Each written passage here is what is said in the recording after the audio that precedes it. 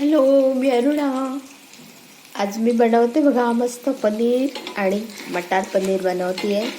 तर हे असं छानपैकी थोडंसं तेलामध्ये जे आहे ना, थोडंसं मी असं हे तळून घेते पनीर. थोडंसं हे बघा, हे असं जास्त नाही, उगाच थोडंसं, म्हणजे मस्त छान टेस्ट लागतं. तर बघा, मी मसाल्यामध्ये ना, म्हणजे प्लस कांदा लसूण, म्हणजे कांदा लसूण पेस्ट नाही, कांदा टोमॅटोचं जे मिक्सरमधून काढलेलं आहे आणि अद्रक लसूण पेस्ट. तर हे जे आहे ते हे सगळं थोडंसं तळल्यानंतर त्याच्यामध्ये मी तिखट, मीठ, हळद आणि एक मसाला आहे खूप छान असा, तो घातलेला आहे.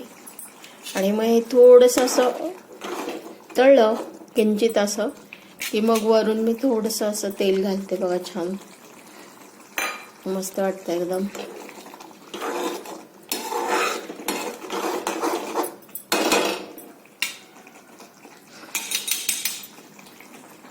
आणि मग हे तळलेलं जे पनीर आहे ना, ते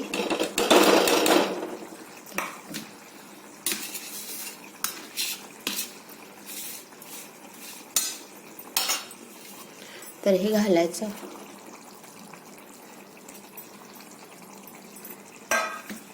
बघा, हे मस्त वा वा वा, इतका छान रंग आलाय ना, अतिशय सुंदर दिसतोय रंग.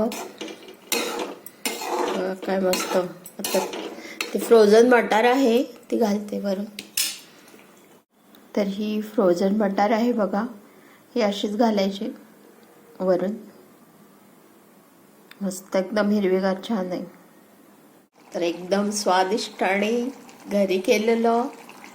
आपण जास्त करून बाहेरून मागवतो, पण घरी केलेलं बघा ना किती छान होतं, टेस्टी वगैरे मस्त.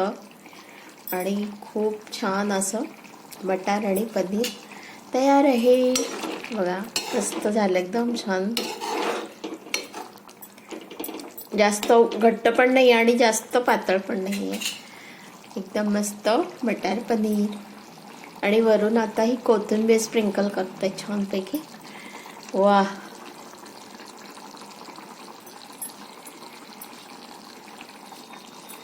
वा वा, एकदम मस्त. खूप छान वास येतोय, अतिशय छान वास येतोय.